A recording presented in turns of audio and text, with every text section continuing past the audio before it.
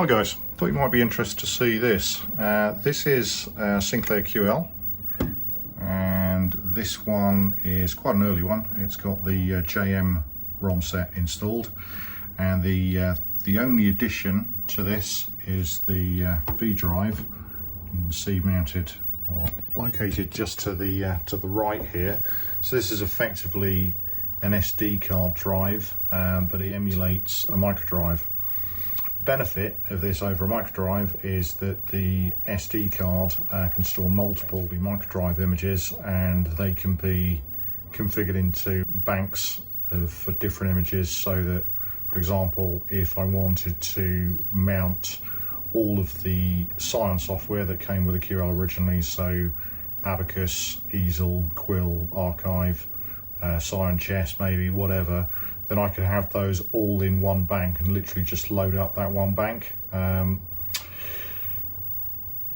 The toolkit for it is installed on ROM inside the drive itself, and to get to it, basically this is what we need to do. So if we want to use the toolkit to configure it, we make sure that there's no SD currently mounted, so we'll just pop that one out. You can see we've got the green LEDs come on there. Okay, and we'll press F1, put the machine into monitor mode. Sorry about the flicker, it's a CRT obviously, and this is actually one of the original CRTs intended for the QL. Not that there's anything special about it, but that's effectively using the RGB signaling out from the QL, and that's going into a SCART connection on the back of the monitor. Okay, so once again, excuse the camera work, we'll do the best we can. Okay, so to get to the toolkit, the vDrive comes up as MDV3 by default. So just to demonstrate that point, if I get a directory listing for MDV3,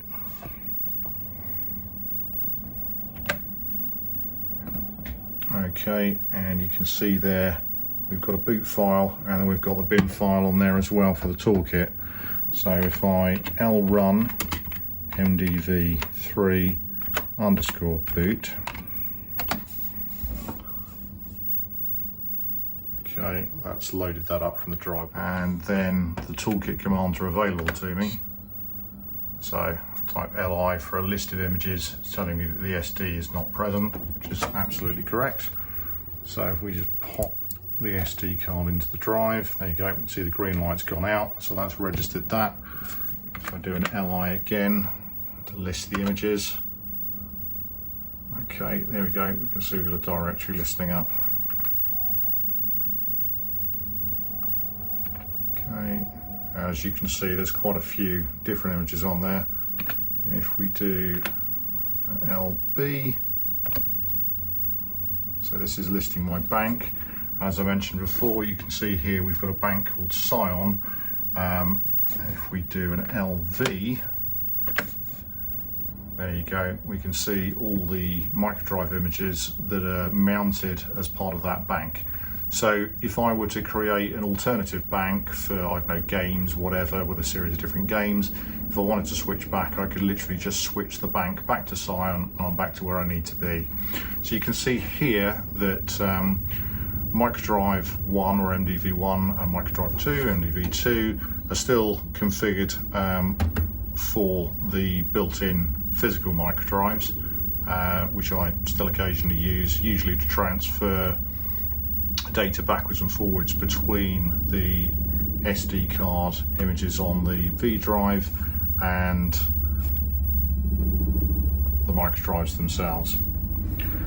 Okay, there is another module that you can install inside the QL, vmap, which will allow you to remap the internal drives to a different MDV number and map the vDrive to use MDV1 or possibly MDV2 if that's what you wanted to do. So if you wanted to actually boot directly from the vDrive, that's how you do it.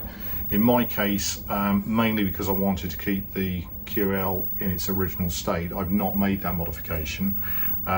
which means that if I want to boot any piece of software where it's expecting to be on MDV1, I need to just modify the bootloader, but that's pretty simple. It's usually a case of changing one, maybe two lines of basic code. And once you've got it set up, as long as you always mount the same images to the same virtual microdrives, then it works absolutely fine. So in this case, we've got Quill, which is the original Psion word processing package, mounted onto MDV6. So if I were to do an lrun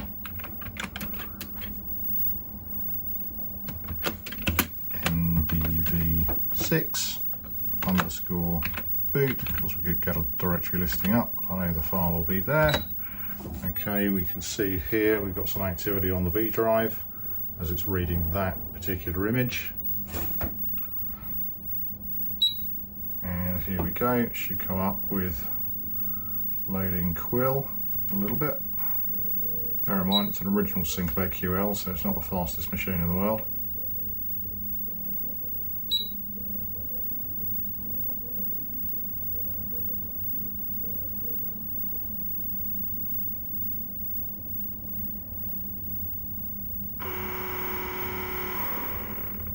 Okay, notice that sometimes it does that. Usually if you've already loaded up the toolkit, but actually you don't need to have loaded the toolkit. Once you've configured the vDrive and the images the way you want them, you can skip that bit. So I'll tell you what, just to prove the point, even though this has actually loaded Quill up, but if we press escape you can see it's actually broken out of the program. So what I'll do is I'll reset the machine just using the reset button on the side, but this time we'll leave the SD card mounted in the drive. Press F1 and we'll go through the same process again. lrun MDV6 underscore boot.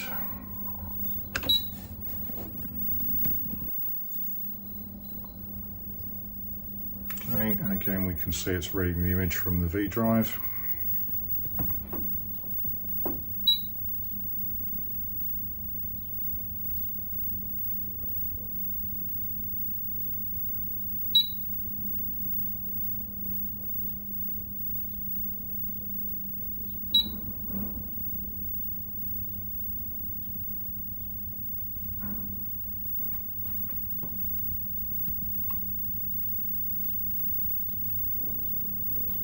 There you go, that's happier this time.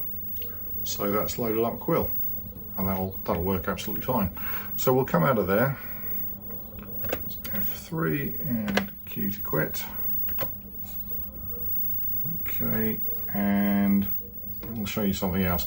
I'm just going to reset the machine in between just to make sure we completely flush the RAM, avoid any issues. Okay, F1 again. Now, this is where if you haven't loaded up the toolkit, you need to remember which image is on which drive, but I happen to remember that Psion Chess is on MDV7. So we'll demonstrate that. And again, it's the boot file we want.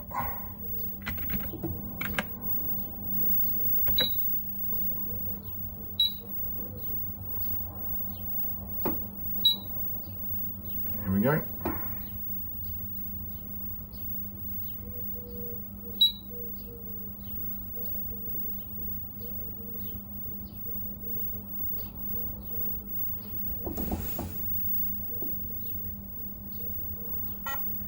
And there we go, there's Psion Chess. So let's put that into demo mode.